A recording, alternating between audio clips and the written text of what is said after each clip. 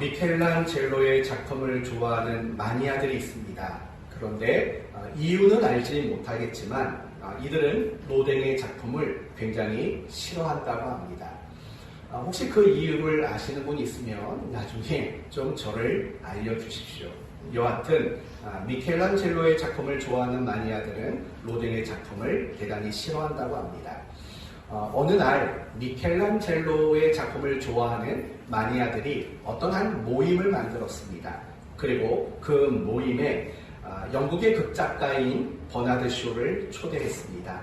그리고 버나드 쇼가 이 마니아들에게 보여줄 그림 한 장을 가지고 왔습니다. 그리고 그들에게 그림을 보여주면서 이렇게 말을 했습니다. 이 그림을 보십시오. 이것은 위대한 로댕의 작품입니다. 라고 말을 했습니다.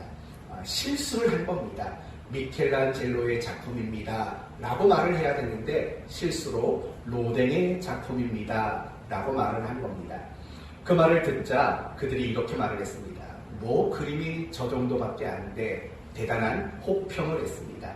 비난을 하기 시작했습니다. 당황한 이 버나드 쇼가 자기가 말을 실수한 걸 알고 이렇게 말을 했답니다. 죄송합니다. 제가 미켈란젤로의 작품이라고 말할 걸 로댕의 작품이라고 잘못 말했습니다. 라고 이야기를 했다고 합니다. 여러분, 이 이야기가 주는 교훈은 과연 무엇일까요? 바로 편견이 얼마나 위험한가 라는 교훈을 우리에게 주고 있는 겁니다. 맞아요. 우리가 편견을 가지면 사실을 사실대로 보지 못하게 됩니다. 또 편견을 가지게 되면 이유 없이 누군가가 싫어지고 누군가를 미워하고 또 누군가를 방대하게 되는 이런 일들을 할 수밖에 없습니다. 오늘 본문 역시 마찬가지입니다. 편견 때문에 예수님에 대해서 부정적으로 생각하게 되는 갈릴리의 나사렛 사람들의 이야기를 우리에게 소개하고 있습니다. 그러므로 오늘 말씀을 통해서 편견이 왜 무서운지를 생각해보고 우리가 왜 편견을 가지게 되는가를 생각해보고 그리고 우리 그리스도인들이 가져야 할 견해는 무엇인가라는 이런 세 가지 부분들을 함께 다루도록 하겠습니다. 오늘 우리가 함께 읽은 14절에서 30절까지 내용은 예수님이 갈릴리의 여러 지역에서 복음을 전하며 가르치신 그 사역을 하셨던 내용과 그 사역에 반응하는 사람들의 이야기를 구체적으로 묘사해 주고 있습니다. 중요한 것은 여러 지역에서 동일한 가르침을 전했음에도 불구하고 반응은 각각 달랐다는 겁니다. 먼저 14절과 15절을 보시면 예수께서 성령의 능력으로 갈릴리에 돌아가시니 그의 소문이 사방에 퍼졌고 친히 그 여러 회당에서 가르치심에 무사람에게 무엇을 받았다고 말합니까? 칭송을 받았다라는 겁니다.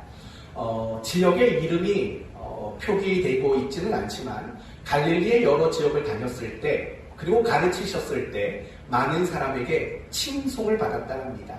이 말을 다르게 말하면 예수님의 그 가르침이 사람들에게 긍정적인 반응으로 나타났다라고 이야기를 합니다. 그리고 16절부터는 이제 예수님이 어디로 가셨냐면 자신이 자라나신 곳 어디죠? 나사렛이라는 곳에 가서서 회당에서 또 가르치시는 사역을 소개하고 있습니다. 보시면 16절에 예수께서 그 자라나신 곳 나사렛에 이르사 안식일에 늘 하시던 대로 회당에 들어가사 성경을 읽으려고 서심해 17절 선지자 이사야의 글을 드리거늘 책을 펴서 이렇게 기록된 데를 찾으니 곧 주의 성령이 이건 이사야서 61장을 두고 하는 이야기입니다. 그리고 18절에서 19절까지 나오는 이야기는 간단히 말하면 이런 이야기입니다. 하나님이 어떤 사람을 보내실 것이다. 여기서 말하는 어떤 사람이란 메시아를 두고 하는 말입니다. 메시아를 보내실 것이다. 그리고 그 메시아를 통해서 온 백성들에게 희년을 선포할 것이다. 라는 이야기입니다.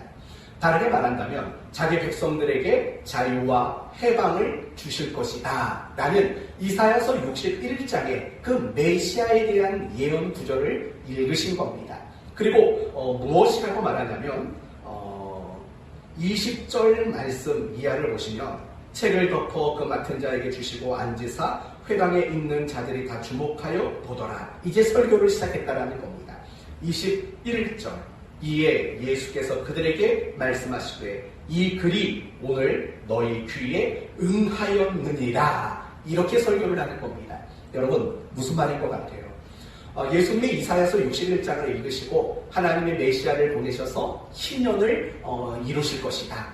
자기 백성들에게 자유와 해방을 주실 것이다. 그런데 중요한 것은 설교의 내용은 하나님이 기름 부어 세운 바로 그 사람이 누구라는 걸까요? 바로 나다. 내가 바로 그 하나님이 말씀하신 바로 그 사람이고 내가 바로 메시아다. 예수님은 그 이사야서 61장의 본문을 가지고 그것을 자기에게 적용시켜서 지금 나사렛에 있는 사람들에게 가르치고 있다라는 겁니다. 그러자 22절을 보시면 그들의 반응, 가르침을 받은 그들의 반응이 소개가 됩니다. 22절 그들이 다 그를 증언하고 그 입으로 나오는 은혜로운 말을 어떻게 했다고요? 놀랍게 여겨 이르되. 여러분 놀라웠답니다. 이 말도 사실은 긍정적인 반응을 보였다라는 겁니다. 긍정적인 반응을 보였어요. 그 가르침을 듣고 놀라웠어요. 긍정적인 반응이 들었어요. 그러나 곧 그 긍정적이었던 반응이 부정적으로 바로 바뀌기 시작합니다. 22절 마지막에 뭐라고 말하냐면 이 사람이 누가 아니냐? 요셉의 아들이 아니냐. 놀라움이라는 긍정적인 반응이 생겼어요. 그러나 바로 그들의 생각에 무슨 생각이 들었냐면 아니 이 사람은 요셉의 아들이 아니냐라는 긍정적이었던 마음이 생각이 부정적으로 바뀌게 됩니다. 그러면서 23절에 이런 말이 나와요. 예수께서 그들에게 이르시되 너희가 반드시 의사야 너 자신을 고치라 하는 속담을 인용하여 내게 말하기를 우리가 들은 바 가버나움에서 행한 일을 내 고향 여기서도 행하라 하리라. 이게 무슨 말이냐면 이런 거예요. 지금 예수님이 나사렛 사람들, 그 지역 사람들이 속으로 가지고 있는 생각을 꿰뚫고 말씀하고 있는 거예요. 지금 그들은 뭐라고 말했냐면 예수님의 가르침을 듣고 놀라운 긍정적인 반응을 보였어요. 그러자 곧 그들 눈에 뭐가 보였냐면 요셉의 아들이라는 관점으로 예수님이 보이기 시작한 거예요. 그러면서 그들이 무엇을 생각했냐면 당신이 정말 메시아고 당신이 정말 이사야 선지자가 말했던 그 사람이 맞다면 가버나움에서 일으킨 기적을 우리에게도 보여서 당신이 메시아라는 것을 한번 증명해봐라 라는 이런 식의 마음을 그들이 가지고 있었다는 것을 예수님이 미리 언급을 하고 있다라는 거예요. 그러면서 이렇게 말하죠. 24절 또 이르시되 내가 진실로 너희에게 이르노니 선지자가 고향에서는 환영받는 자가 없느니라 라고 말씀하셔요. 선지자가 고향에서 환영받지 못했다. 그러면서 구약의 대표적인 선지자 두 사람의 이름을 지목합니다. 누구냐면 25절에서는 엘리야 그리고 27절에서는 엘리사를 등장시킵니다.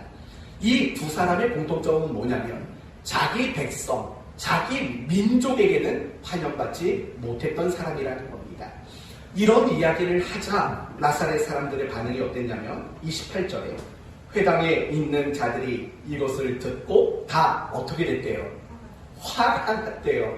처음에는 굉장히 긍정적인 반응으로 시작했는데 그 긍정적인 반응이 부정적으로 바뀌기 시작하더니 요셉의 아들이 아니냐 또는 기적을 베풀어서 증명해봐라 라는 식으로 부정적으로 바뀌더니 이제는 그런 부정적인 감정이 폭력적인 감정으로 바뀌고 있다는 거예요.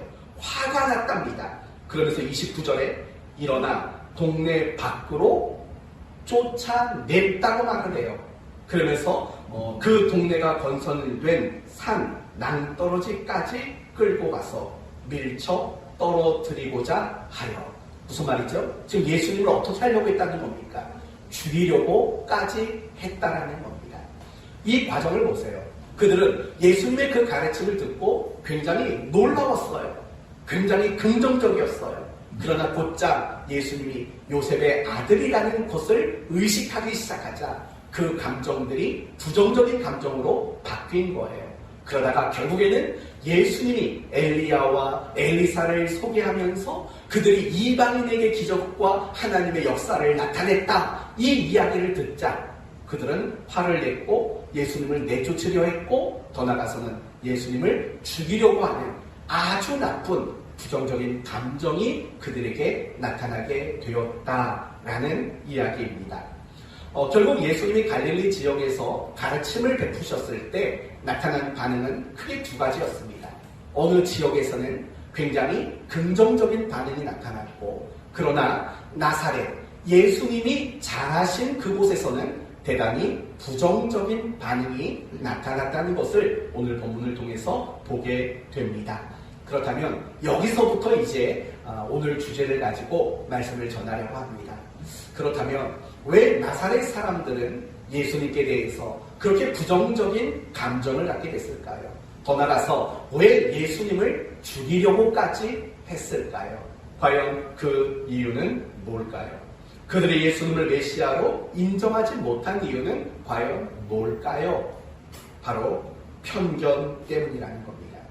예수님에게 가지고 있었던 편견, 바로 그 편견이 그들이 가졌던 그 긍정적인 것들을 부정적인 것으로 바꾸는 원인이 되었고, 예수님이 메시아라는 사실에 대한 것을 인정하지 못하는 불신앙을 갖도록 만들었던 원인이 바로 예수님께 대한 편견 때문이라는 겁니다.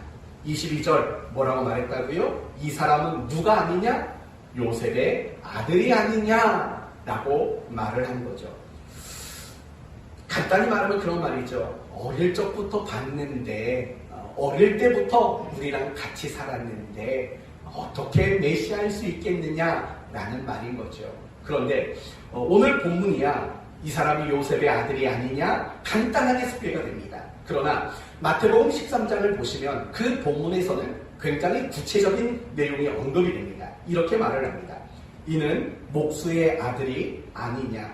그 어머니는 마리아. 그 형제들은 야고보, 요셉, 시몬, 유다라 하지 않느냐. 그 누이들은 다 우리와 함께 있지 아니하냐. 이렇게 표현되어 있습니다. 다시 말하면 이겁니다. 아니, 저 예수라는 사람 우리와 다를 게 뭐가 있어? 우리와 똑같은 사람 아니야?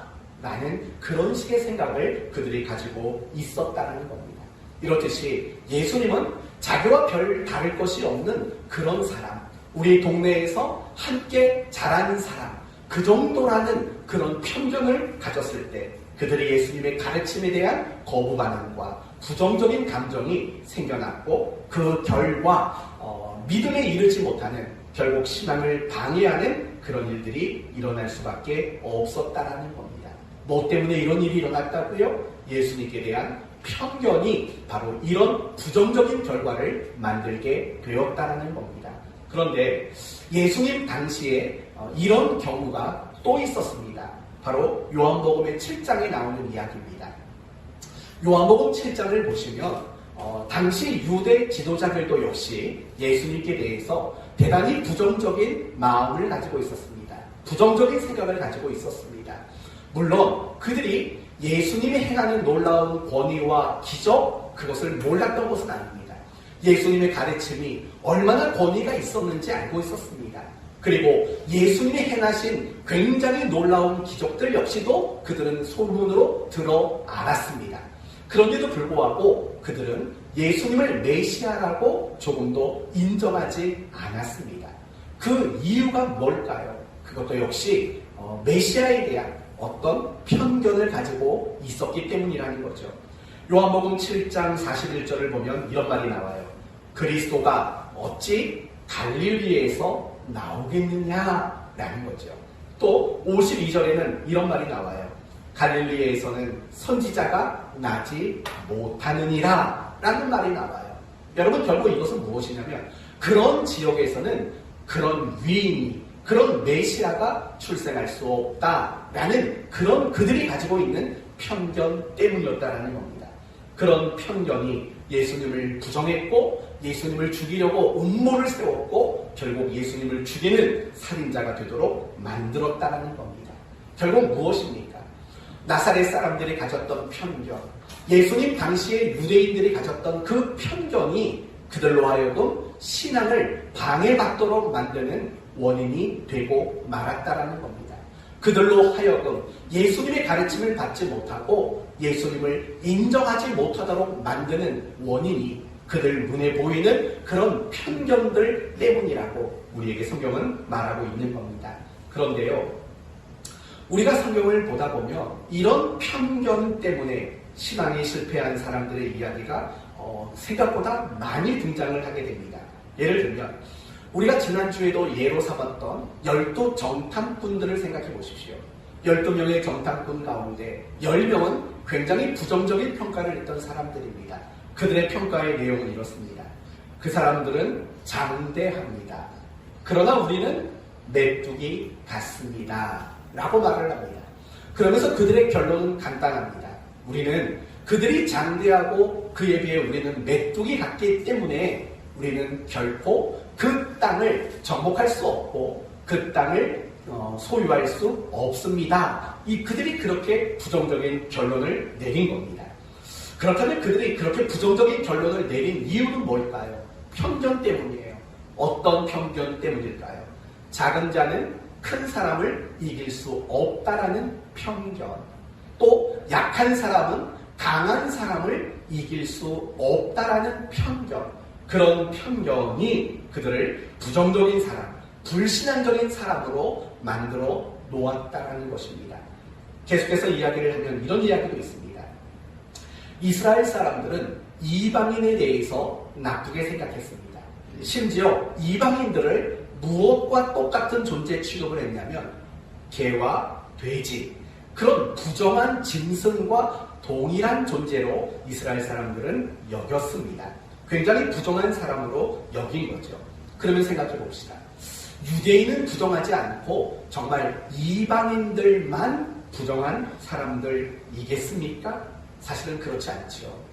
여러분, 사람이 어떤 사람은 부정하고 어떤 사람은 부정하지 않고 사실은 그런 게 어디 있겠습니까? 그런데도 불구하고 이스라엘 사람들은 이방인들을 개와 돼지와 같은 부정한 사람으로 그들은 취급을 했지요. 그들이 가지고 있었던 편견 때문에 그렇습니다. 우리는 거룩한 백성, 이방인은 부정한 사람들이라는 편견이죠. 그 편견이 만들어낸 큰 잘못이 있습니다. 그게 뭘까요? 바로 이런 거죠. 하나님은 이스라엘 백성들을 선택하실 때 그들에게 하나 중요한 사명을 맡기셨습니다.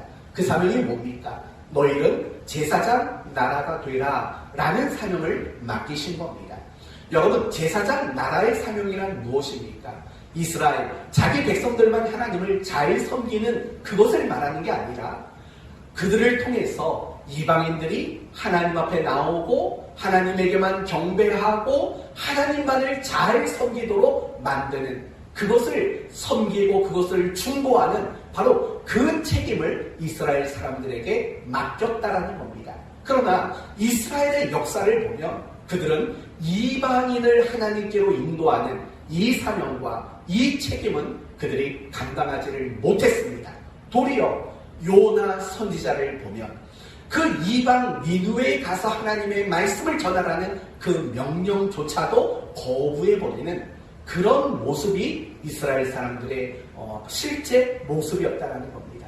그렇다면 생각해 보십시오. 결국 그들이 제사장 나라가 되라는 하나님의 명령, 사명을 감당하지 못했던 그 결정적인 원인은 무엇입니까? 이방인은 부정하다라는 그들이 가진 잘못된 편견들, 그 편견들 때문이라는 겁니다. 그런데 이런 일들이 사실은 사도행전에도 등장을 하게 됩니다. 여러분, 초대교회, 예루살렘 교회가 이방 선교를 고민하고 망설였습니다. 그 이유가 무엇입니까? 바로 그들의 조상 때부터 가지고 있었던 이방인들은 부정한 사람들이다 라는 그런 편견 때문에 그들은 이방 선교에 대해서 망설이고 갈등하는 이런 일들이 일어날 수밖에 없었어요. 분명히 그들 교회는 이방인에게도 복음이 증거되었고 이방인에게도 성령이 임했다라는 소문을 들었어요. 그런데도 불구하고 예루살렘 교회는 공식적으로 이방인에게 복음을 증거하며 이방인도 우리와 똑같은 하나님의 백성들이다 라는 사실을 인정하는 일이 굉장히 주저주저하는 일일 수밖에 없다는 거예요. 다 뭐 때문이에요? 이방인은 부정하다라는 그러한 편견 때문인 거죠. 이와 비슷한 이야기를 조금 더 해볼게요. 여러분, 이스라엘 사람들은 절대로 먹지 않는 음식들이 있었어요. 뭘까요? 되새김질을 하지 않는 짐승은 먹지 않아요. 되새김질을 하지 않는 짐승이 뭐가 있죠? 돼지. 그 맛있는 돼지를 그 맛있는 돼지고기를 그들은 못 먹었다고요. 또 못 먹는 물고기가 있었어요. 뭘 못 먹었을까요? 비늘이 없는 물고기. 가장 대표적으로 뭘까요? 장어. 아니, 그 좋은 장어를 그들은 못 먹었어요. 왜냐하면 비늘이 없으니까. 그런데 이스라엘 사람들이 그런 고기, 그런 물고기, 그런 걸 먹지 않았는데 이유가 뭘까? 이런 생각 때문이죠. 그런 짐승, 그런 물고기는 부정한 거야 라고 여겼기 때문입니다. 그런데 여러분, 한번 생각해 봅시다. 돼지는 정말 부정한 짐승일까요? 장어는 장어 얘기가 나와가지고 자꾸 침이 볼딱볼딱 넘어갑니다. 우리 장모님도 장어 좋아하시죠? 좋아하시면 나중에 저랑 이 모든 상황이 해제가 되면 한번 갔으면 했지요. 네, 그러면 비늘 있는 걸로 한번 가시지요. 네, 아무튼 장어가 정말 부정할까요? 물론 레위기 11장에는 하나님이 정결한 짐승과 부정한 짐승을 구별해 놓은 내용들이 나와요. 그러나 여러분, 그것은 정말 그 짐승 자체, 그 물고기 그 자체가 정말 부정하다라고 규정하는 것이 목적은 아니에요. 사실은 그런 것들을 언급하는 이유는 이스라엘 백성들에게 도리어 무엇을 강조하기 위함이냐면 너희는 거룩해야 된다라는 거예요. 그리고 그 방법은 단지 돼지냐 장어냐의 문제가 아니라 하나님이 너희에게 말씀하고 있는 그 말씀이라는 것으로 살 때, 그걸 기준 삼아 살 때 너희는 거룩하게 될 수 있다. 이게 사실은 초점일 거예요. 그러나 그들은 단지 어떤 규정으로 등정한 되새김질을 하냐 안 하냐, 비늘이 있느냐 없느냐, 사실은 이런 것만 가지고 그들은 돼지와 장어 이런 것들이 부정하다라고 단정을 지은 거예요. 여러분, 상식적으로 한번 생각해봐요. 상식적으로 하나님이 창조하신 것들이에요. 하나님은 거룩한 분이에요. 그러면 하나님은 부정한 걸 창조하셨을까요?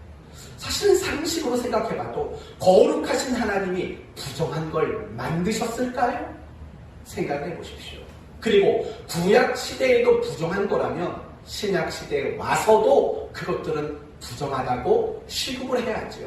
그러나 전혀 신약 시대에는 그런 것들을 부정하다고 말하지 않는다고요.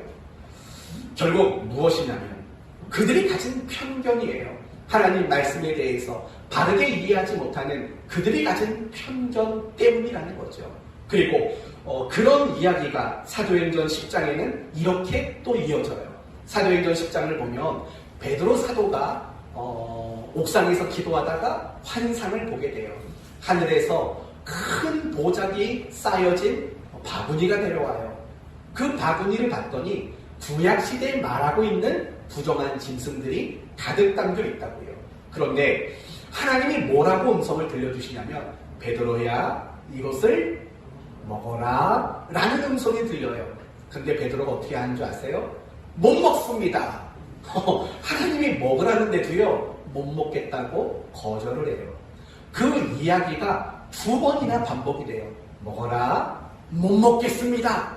그러다가 나중엔 하나님이 뭐 이런 말은 없지만 관도하고 그 바구니를 다시 끌고 올라갔습니다. 여러분, 제가 이 이야기를 하는 이유는 그거예요. 아니, 하나님이 먹으라고 명령하셨는데도 불구하고 그 명령에 거절을 했다는 거예요. 왜 그럴까요?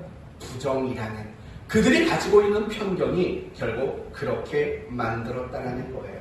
성도 여러분, 우리가 어떤 편견을 가지게 되면은요, 사람과의 관계가 바르게 될 수가 없는 거예요. 또 더 나아가서 내가 지금 마주하고 있는 현실을 제대로 이해하거나 제대로 바라보지 못하게 되어 있어요. 더 나아가서 우리가 어떤 편견을 가지게 되면은요, 신앙에 방해를 받게 돼요. 우리의 신앙이 올바르게 세워지지 못하도록 만들어지게 된다는 거예요. 이 모든 것들이 다 무엇 때문이냐면 편견 때문이라는 거예요.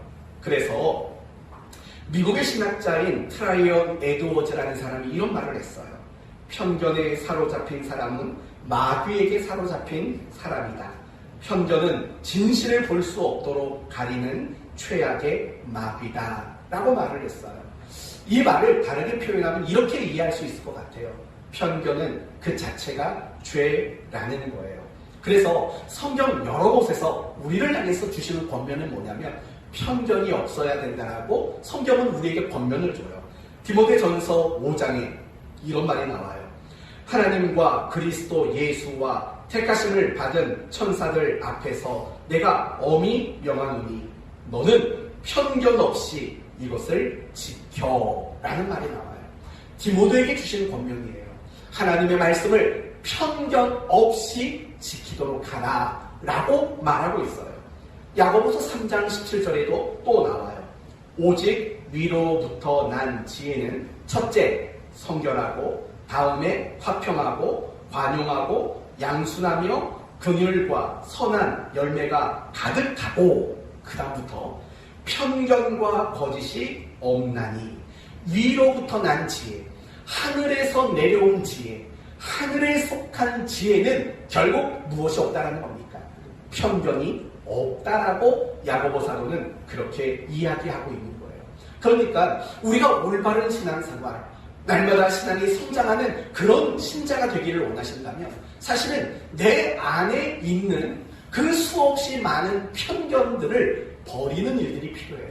우리가 편견을 가지게 되면 사람과의 관계, 내게 주어진 현실 앞에, 더 나아가서 나의 신앙생활 앞에 큰 문제와 큰 어려움이 생길 수밖에 없다라는 거예요. 이런 말이 있어요. 모든 사람은 자기 나이만큼 키워온 개가 있다. 자기 나이만큼 키워온 개가 있대요. 2마리 개가 있대요. 그 2마리 개가 뭔지 아세요? 첫째는 편견이에요. 첫 번째 개는 편견. 두 번째 개는 뭘까요? 우리 집사님 혹시 복길이와 복순이를 생각하진 않으셨겠죠? 네, 편견.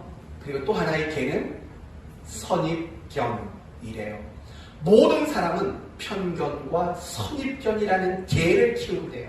그리고 나이가 많아질수록 편견과 선입견이라는 2마리의 개를 더 크게 키워간다는 거예요. 이제 여러분에게 물을게요. 사람에 대한 편견, 어떤 사람에 대한 편견은 혹시 없습니까? 저 사람은 늘 저런 사람이야. 이 사람은 늘 이런 사람이야. 저 사람은 안 돼. 저 사람은 가능성이 없어. 혹시 그런 편견은 없습니까? 저 사람은 달라질 사람이 아니야. 라는 편견은 혹시 없습니까? 아까 우리 승국이랑 잠깐 얘기를 했는데 B형이 가장 좋대요. B형이 가장 좋대요. A, B형은? 이라고 물어봤지요. 왜 물어봤냐면 제가 A, B형이거든요. 그랬더니 잠깐 멈칫하면서 그것도 좋지요? 라고 말을 하더라고요. 표정을 봤을 때는 별로 안 좋아 보이는 표정이었어요. 가까이 하지 못할 사람이네. 뭐 그런 식의 표정이었는데 마지못해서 괜찮지요? 라고 말하는 걸 들었어요. 여러분 사람들은요 혈액형에 대해서도 사실은 편견을 가지고 있어요. AB형이면 이런 말까지 해야 될지 모르겠는데 제가 들은 말 중에서 AB형에 대해서 가장 충격적인 말을 이렇게 들었어요. AB형은 화가 나도 참고 있다가 그 사람이 안 볼 때 뒤에 가서 샤프로 머리를 찍는 사람이다. 이게 제가 대학원 다닐 때 제 동기가 저한테 했던 말이에요. 그래서 제가 그 동기를 볼 때마다 샤프를 들고 있는 모습을 보여줬죠. 조심하라고. 아무튼 A병은 그런 스타일이다. 또 이쪽 전문가가 임 목사님이잖아요. 목사님 그게 사실인가요? 아니죠. 고맙습니다. 임 목사님이 몇 주 전부터 저를 얼마나 위로와 격려와 편을 들어주는지 몰라요. 아니시랍니다. 어디 가서 이제 그런 말 하지 마세요. 이렇듯이 우리는요, 사람을 상대할 때마다 여러 가지 모양으로 편견을 가지고 그 사람을 보고 그 사람을 속단하고 하는 이런 식의 모습을 가질 때가 사실은 많이 있어요. 또 우리는요, 경험에 대한 편견도 가질 때가 많아요. 경험에 대한 편견. 뭐 이런 거죠. 내가 옛날에 해봤는데 그건 안 됐어. 라는 편견이에요. 그래서 더 이상 그 일에 대해서 내가 도전하거나 다시 해보고자 하는 마음조차 먹지 못해요. 내가 옛날에 해봤는데 안 됐어. 내가 예전에 새벽 예배 도전해봤는데 이틀하고 쓰러졌어. 뭐 이런 거죠. 그러니까 이런 식의 경험에 대한 편견을 가지니까 사실은 그 사람의 인생에 하나도 유익과 도움이 되질 않는다고요. 신앙에 대한 편견도 분명히 가지고 있진 않은가를 생각해봐요. 저는 그런 말을 많이 들었어요. 누가 어떤 어려움을 겪으면은요, 믿음 좋다고 말씀하시는 분들이 늘 이렇게 말하던데요. 저 사람 새벽 예배 안 나와서 그래. 저 사람 기도 안 해서 그래. 누가 꼭 어렵고 속상한 일을 당하면 맨날 그런 말을 해요. 죄 때문이야.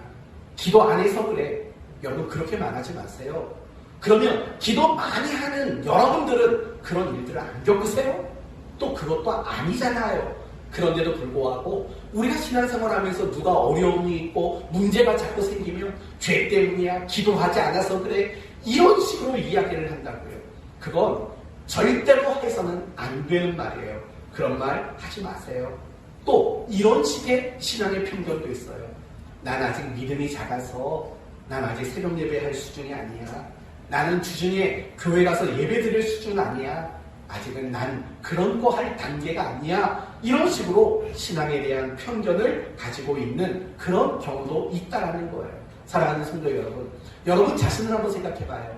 나는 누군가에게 사람에 대한 편견은 없는지, 나는 어떤 일과 어떤 경험상의 편견은 없는지, 또 나는 신앙생활 속에서 어떤 편견들을 가지고 있는 건 없는지 한번 생각을 해보셔야 돼요. 그리고 중요한 거는요, 그 편견을 가지면 안 돼요.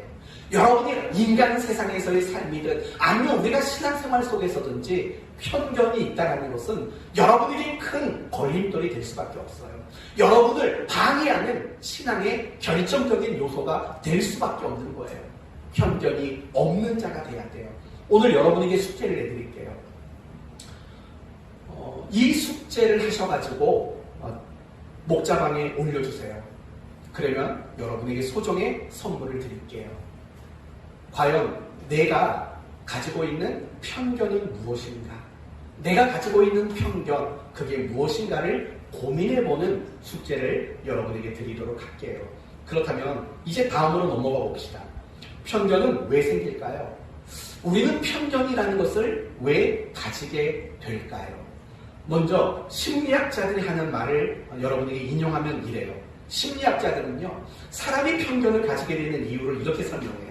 자신을 강자 편에 두고 다수의 편에 두기 위해 대중의 생각에 동참하는 행위라고 설명을 해요. 간단히 말하면 강한 사람들, 많은 사람들이 그렇다고 말하니까 나도 그렇게 말하고 나도 그렇게 생각을 하면 나도 더불어 강한 사람의 편에 되는 거고 다수의 편에 내가 속하게 된다라는 그런 심리적 압박에서 많은 사람들에게 편견이라는 것이 생긴다고 말을 합니다. 그건 잘 모르겠어요. 뭐 그 사람들이 전문가니까 그 말이 맞겠죠. 그러나 제 관심은 성경에서 말하는 사람들이 편견을 가지게 되는 이유는 뭔가, 사실은 제 관심은 여기에 있습니다. 간단하게 세 가지로 여러분에게 말씀을 드릴게요. 첫째는 자기 기준에서만 생각하기 때문에 편견이라는 게 생겨요. 뭐라고요? 자기 기준에서 생각하기 때문에 편견이 생긴다고요. 여러분 요한복음 12장을 보시면 죽었던 나사로가 살아나는 장면, 그리고 그 나사로가 살아난 것 때문에 잔치를 베푸는 장면이 등장을 해요. 정말 엄청난 축하 잔치였겠죠. 사람들이 얼마나 기뻤겠어요. 죽었던 사람이 다시 살아났으니까 얼마나 기쁘겠어요. 잔치를 한창 하고 있는데 한 여인이 등장을 해요. 그러더니 뜬금없이 예수님에게 향유를 부어요. 이 모습을 본 제자들이 바로 버럭하고 화를 내요. 뭐라고 화를 내냐면, 이 여자야, 이렇게 비싼 걸 이렇게 쏟아버리고 허비하면 어떡하냐? 왜 이걸 비싼 걸 낭비하냐? 그러면서 이렇게 말을 하죠. 이걸 팔았더라면 얼마나 많은 가난한 사람들을 도와줄 수 있었겠느냐라고 이야기를 합니다. 여러분, 묻습니다.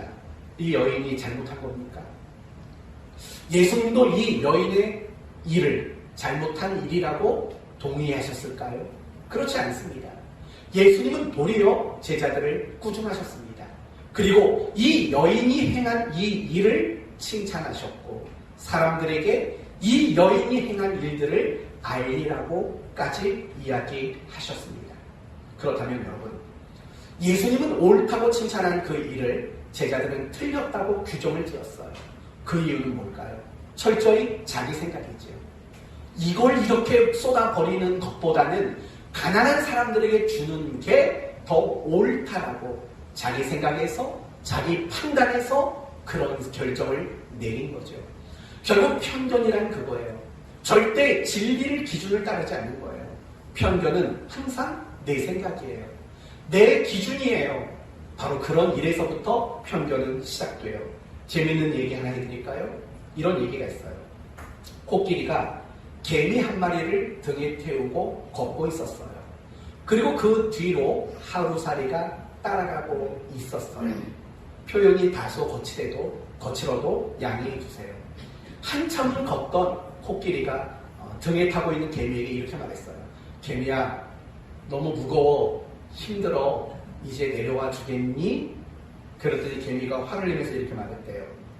한 번만 더 그딴 소리 해봐, 밟아 죽일 거야 하고 얘기를 했대요. 죄송해요, 이런 표현을 써서. 그랬더니 이 개미와 코끼리 이야기를 듣고 있던 하루살이가 이렇게 말했대요. 오래 살다 보니 별소리를 다 듣는구만 이라고 말했대요. 여러분, 제가 이런 얘기 왜 했을까요? 다 자기 입장에서만 생각하는 거예요. 다 자기 기준에서만 생각하는 거예요. 그러니 그런 일들 속에서는요, 편견이 생길 수밖에 없는 거예요. 또 다른 예를 들어볼까요? 음식을 짜게 먹는 사람이 있어요. 저 같은 경우가 좀 그래요. 저는 싱거운 음식은 별로 맛있게 안 느껴져요. 짜고 맵고 달콤한 이 오감을 자극하는 맛이 있을 때 참 맛있어요. 여기 계신 분들 중에서도 저와 비슷한 입맛을 가지신 분이 있어요. 예, 있다고요. 네. 그래서 그분이 하는 음식은 주일날 항상 맛있어요. 제 입맛이랑 딱 맞아요. 짭조름하고 매콤하고 달콤하고. 그쵸, 김 집사님? 네. 네, 딱 맞아요. 그래요. 그럼 물을게요. 여러분, 음식을 짜게 먹는 사람이요, 음식을 싱겁게 먹는 사람이 만든 음식을 먹었을 때 반응은 어떨까요? 맛이 있다, 맛이 없다? 맛이 없다예요. 맛이 없어요. 맛이 없다 정도가 아니라 음식 못하네 라는 거죠. 음식 못하네. 그럼 생각해봐요. 음식을 싱겁게 만드는 사람은 정말 음식을 못하는 사람일까요? 아니라고요. 또 음식을 싱겁게 먹는 사람 입장에서는 맛있네? 이 사람 음식 잘하네? 라는 말이 나온다고요. 항상 내 입장, 내가 기준이 되면은요, 편견이 생겨요. 저 사람 음식 못하네? 라는 그런 편견이 들어요. 또 이런 경우도 있어요. 우리는 살다 보면은요, 사람들을 향해서 이렇게 말을 해요. 저 사람 좋은 사람이야. 그쵸? 또는 반대로 말할 때도 있어요. 저 사람 나쁜 사람이야. 이렇게 말할 때도 있어요. 그럼 물어볼게요. 여러분이 저 사람 좋은 사람이야 라고 말하면 그 사람은 진짜 좋은 사람이 맞을까요? 반대로 물어볼게요. 저 사람 나쁜 사람이야. 여러분이 그렇게 생각하면 그 사람은 진짜 나쁜 사람일까요? 사실은 그렇지 않아요. 우리가 좋은 사람이다, 훌륭한 사람이다 라고 여겼던 사람들이 범죄자가 돼서 뉴스에 등장하는 경우를 여러분은 종종 보지 않습니까? 결국 우리가 저 사람 좋은 사람이야, 저 사람 나쁜 사람이야 라고 말할 때 사실은 우리가 가지고 있는 편견, 내가 기준이 돼서 만들어낸 편견의 결과물일 때가 사실은 많다라는 거예요. 한 가지만 더 얘기해 볼게요. 설교의 문제도 마찬가지인 거예요. 어떤 성도들은요, 설교를 듣고 나면 그렇게 말하는 성도들이 있어요. 물론 우리 교회는 없어요. 목사님, 오늘 설교 좋았습니다. 은혜 받았습니다. 어떤 사람은 이렇게 생각을 해요. 근데 반대로 어떤 사람들은 오늘 설교 별론데 라고 생각하는 사람들도 분명히 있다고요. 그럼 물어볼까요? 여러분이 오늘 설교 좋았어 라고 생각된다면 정말 그날 설교는 좋은 거였을까요? 그런데 이상하죠. 여러분은 설교가 좋았다고 생각하는데 어떤 사람은 또 반대로 오늘 설교는 별로였어 라고 생각하는 사람도 분명히 있다라고요. 도대체 뭐가 맞아요? 여러분, 성도들이 생각하는 좋은 설교가 뭐라고 생각하세요? 성도들이 생각하는 좋은 설교. 제가 볼 때는요, 제가 설교를 하면서 지금까지 생각해본 결과는 그거예요. 나랑 똑같은 생각을 말해주면 설교 좋았다고 말을 하더라고요. 예를 들면 그거예요. 기도 많이 하는 사람들, 그 사람들에게 설교를 할 때 여러분들 기도 많이 해야 됩니다. 기도에 목숨 걸어야 됩니다. 이걸 억수로 강조하면은요, 기도를 평상시에 좋아하고 많이 했던 사람들은요, 끝나고 반드시 그 말을 해요. 오늘 설교 너무 좋았습니다. 그렇게 얘기를 한다고요. 그런데 평상시에 기도하지 않고 기도를 소홀히 했던 분들은요, 오늘 설교 별로였어. 이런 식의 반응이 나오게 된다는 거예요. 내가 가지고 있는 생각, 내가 가지고 있는 주장, 내가 듣고 싶었던 말, 이런 말을 해주면 설교 좋았다고 말해요. 한 주간 너무 힘들었어요. 위로가 받고 싶어요. 근데 그날 목사님의 설교가 위로하는 설교였어요. 그러면 뭐라고 말하냐면 오늘 설교 진짜 좋았어요 라고 말을 한다고요. 이걸 제가 여러분에게 말씀을 드리는 이유는 뭐냐면 여러분이 설교가 좋다 나쁘다를 판단할 수가 없는 거예요.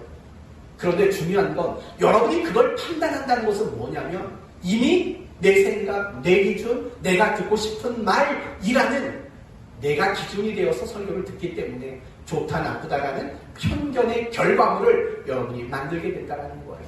성도 여러분, 참고로만 말할게요. 정말 좋은 설교가 뭐라고 생각하세요? 정말 좋은 설교는 웅변의 문제가 아니에요. 웅변의 문제가 아니고 또 더 나가서 어떻게 그걸 표현하느냐의 문제가 아니에요. 정말 좋은 설교란 결국 하나님 편을 드는 설교가 사실은 가장 좋은 설교예요. 이건 여러분이 좀 철칙으로 가졌으면 좋겠어요. 설교는요, 성도들의 편을 들어주는 게 좋은 설교가 아니에요. 성도나 아니면 다른 어떤 것의 편을 들어주는 설교, 그건 바람직한 설교가 아니에요. 성도가 싫어한다 할지라도 하나님의 편을 드는 설교, 그게 가장 좋은 설교라는 것을 여러분은 잊지 마셔야 돼요. 여러분은 제가 자꾸 여러분 편 드는 설교를 하면 싫어하셔야 돼요. 목사님, 왜 제 편을 들어서 설교를 하십니까? 라고 얼굴을 붉히셔야 돼요. 그리고 반대로 제가 하나님 편에 서서 설교를 한다면 여러분의 잘못을 야단하는 설교를 할지라도 웃으면서 얼굴을 밝게 하고 그걸 받아내셔야 돼요. 이건 여러분이 참고로만 가지시면 돼요. 이렇듯이 우리가 편견이 생기는 이유는 모든 걸 내 기준에서, 내 입장에서 생각하기 때문에 편견이 생긴다는 거예요. 두 번째는요, 첫 번째 거와 똑같은 맥락이지만 그걸 강하게 표현해 볼게요. 교만하기 때문에 그래요. 편견이 생기는 두 번째 이유, 바로 교만 때문이다 라는 거예요. 내 생각만 옳아, 내 경험이 전부야 라는 교만함. 이런 교만함이 사람과의 관계 속에서 편견을 만들고 어떤 경험 안에서 편견을 만들고 신앙 안에서 편견을 만들게 되는 원인이 되는 거예요. 예를 들면 이런 거죠. 교만한 사람일수록 편견이 많아요. 자기 중심적인 사람일수록 이래 저건 저래 라는 편견이 굉장히 많아져요. 유대인들 같은 경우에는요, 아까 말한 대로 이방인은 부정한 사람들이다 라는 편견을 가지게 되었어요.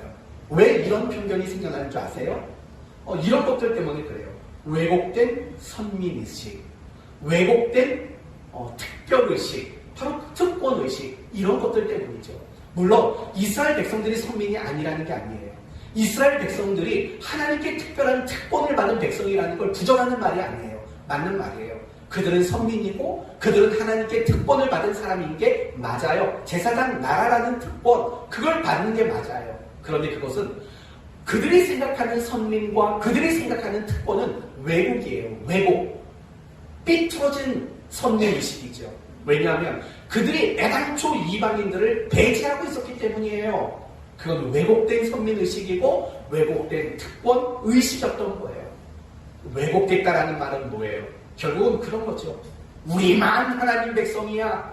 우리만 선택받았어. 라는 철저한 자기 중심, 교만함, 이런 것들이 만들어낸 결과가 이방인들은 부정한 사람들이야. 라는 그런 편견이 그들에게 생겨날 수밖에 없었던 거예요.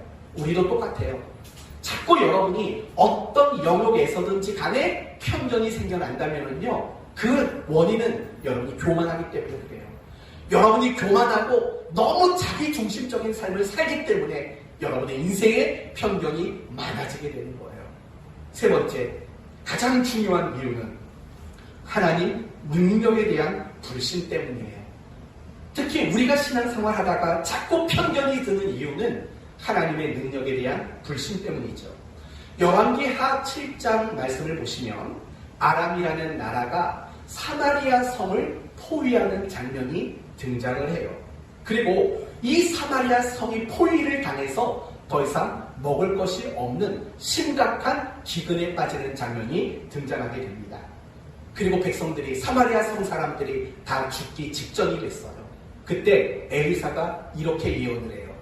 내일 이맘때 하늘에서 풍부한 양식이 내릴 것이다 라고 예언을 한다고요. 이 말을 듣고 있던 사마리아 성의 한 장관이 뭐라고 말하냐면 이렇게 말해요. 여호와께서 하늘에 창을 내신들 이런 일이 있으리요? 라고 말해요. 이 말은 무슨 말이에요? 불가능하다라는 거예요. 다시 말하면 무슨 일이 있어도 하나님이라 할지라도 안 될 건 안 됩니다 라는 편견이 만들어낸 고백인 거예요. 과연 어땠을까요? 엘리사의 말대로 그 다음날 그쯤에 정말 양식이 풍성하게 임하게 돼요. 방법은 이런 거였어요. 하나님이 아람 사람들을 도망가게 만들어요. 기겁하고 도망가게 만들어요.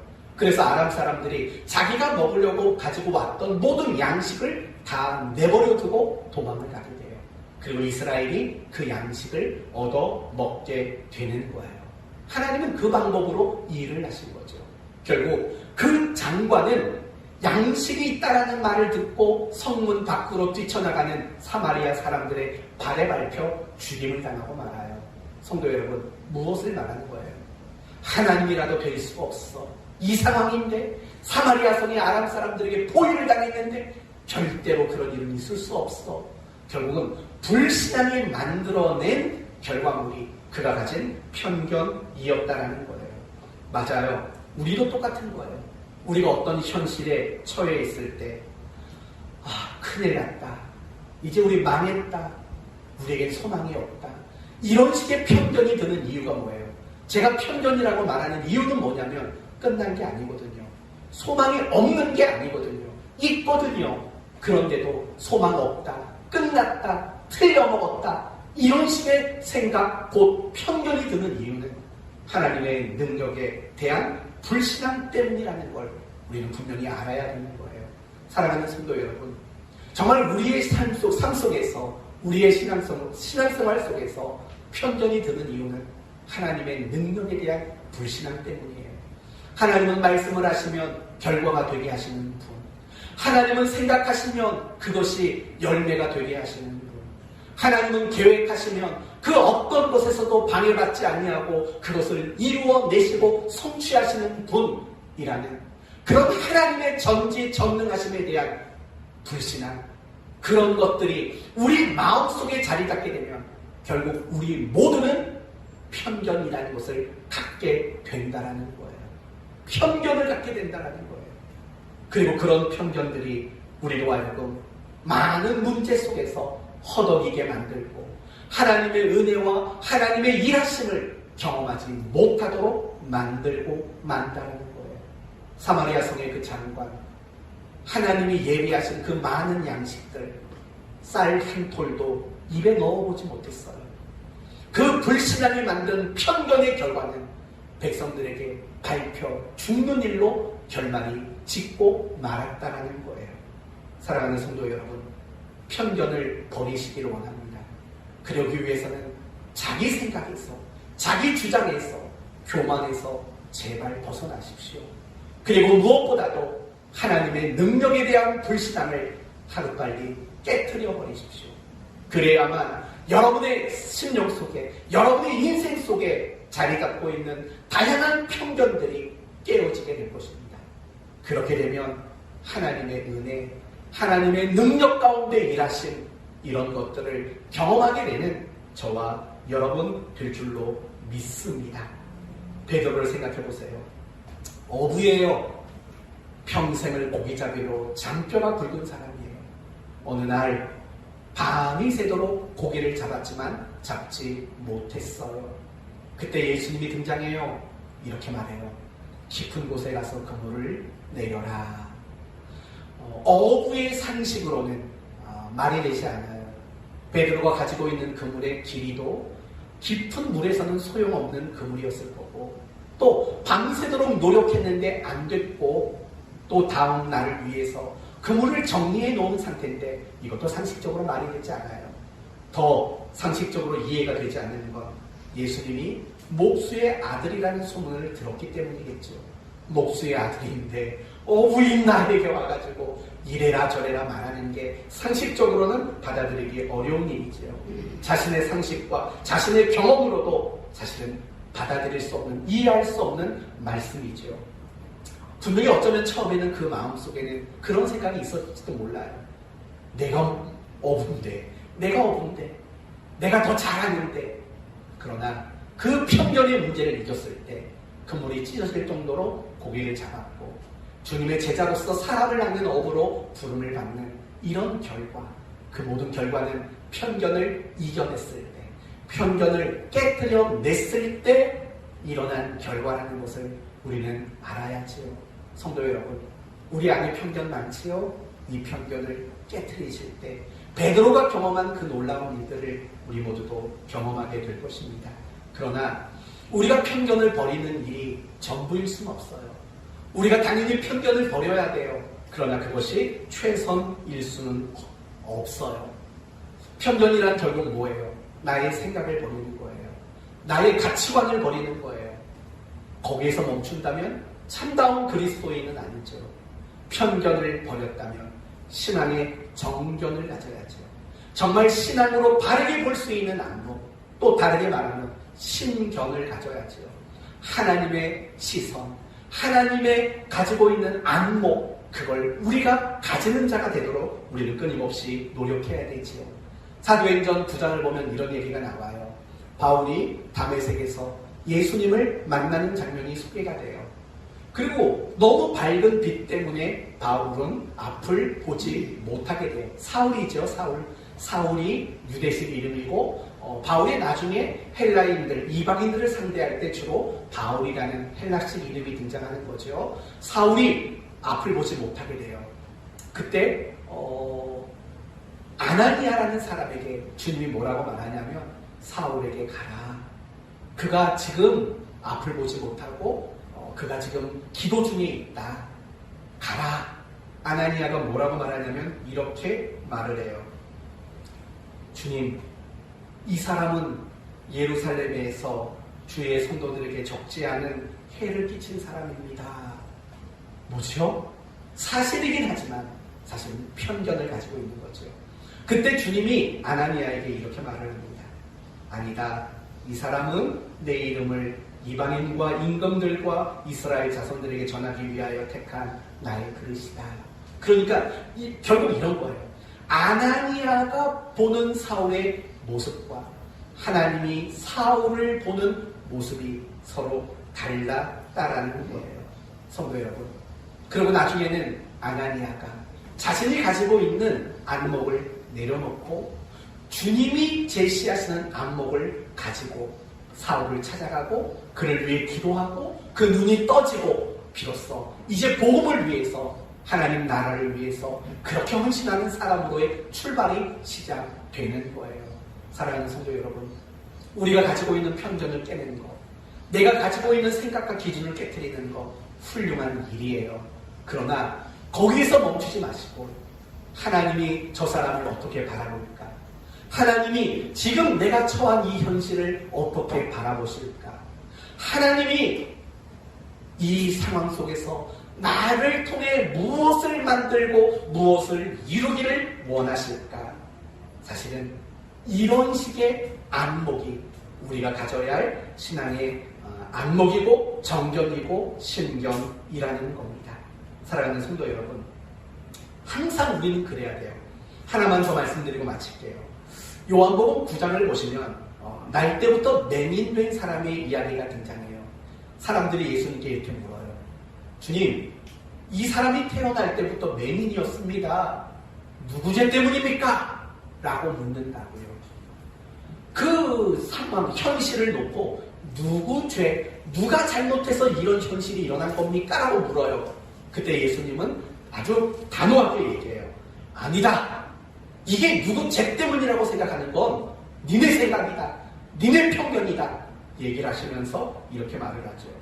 예수께서 대답하시되 이 사람이나 그 부모의 죄로 인한 것이 아니라 그에게 하나님이 하시는 일을 나타내고자 하십니다. 라고 말을 해요. 우리에게 어떤 현실이 있고 어떤 문제가 생기고 또 어떤 환경이 내 앞에 놓였어요. 여러분, 그걸 여러분의 생각과 여러분의 입장에서 해석하지 마세요. 하나님은 도대체 왜 이런 환경을 내게 겪게 하고 하나님은 이런 현실을 왜 내게 만나도록 하셨을까? 하나님의 시선과 하나님의 관점과 하나님의 안목을 가지는 자리로 우리는 나가야 돼요. 그럴 때 정말 하나님께서 계획하신 그런 놀라운 일들을 우리는 목격하게 되고 모든 억압과 모든 괴로움과 모든 두려움에서 우리는 비로소 벗어날 수 있어요. 그런데 우리는 늘 그렇지 못해요. 사람에 대한 편견도 이겨내기가 버겁고 내게 주어진 내가 마주하고 있는 그 현실이라는 편견을 또 이겨내기도 만만치 않은 우리들이에요. 그렇지만 그럼에도 불구하고 우리는 사람을 향해서 내게 주어진 현실을 향해서 또 내 신앙생활 속에서 편견을 벗어버리는 수준을 넘어 하나님의 관점으로 하나님의 안목으로 그것을 이해하고 해석하고 인정하고 받아들이는 그 자리까지 우리 모두는 나갈 수 있어야 합니다. 왜냐하면 하나님이 우리의 인생의 실존이시기 때문이잖아요. 그분이 우리의 인생의 진정한 현실이시고 이유이시고 계획자이시고 이루어내시는 분이시기 때문에 그렇습니다. 우리가 편견을 버리고 신견을 가지게 될 때 우리는 어떤 것에도 걸림이 없이 방해받음 없이 감당할 수 있는 그리스도인의 삶을 살아낼 수 있을 겁니다. 이제 오늘 말씀을 마치겠습니다. 편견 때문입니다. 사람과 사람 사이의 문제, 내가 마주하고 있는 현실 앞에 무너지는 것, 내 신앙이 흔들리고 하나님의 사람답게 살지 못하는 많은 원인 중 하나는 분명히 편견 때문입니다. 편견이 생기는 이유는 내 입장에서 생각하고 내가 기준이 돼서 생각하는 그 교만함 때문입니다. 무엇보다도 하나님의 능력에 대한 불신함이 우리를 여러 가지 편견을 가지고 그 편견에 휘둘리도록 만드는 원인이 됩니다. 편견을 이겨내셔야 하고 편견을 버리시고 깨뜨리셔야 합니다. 거기에 멈추지 마시고 이제는 하나님의 시선으로 하나님의 안목으로 하나님의 관점으로 사람을 보고 내게 주어진 현실을 파악하고 신앙생활의 근거로 삼는 우리가 된다면 하나님의 놀라우신 은혜와 역사를 경험하는 그런 귀한 인생 살아가게 될 줄로 믿습니다. 편견을 버리시고 신견을 가지는 여러분 모두가 되시기를 예수 그리스도의 이름으로 축원드립니다. 아멘.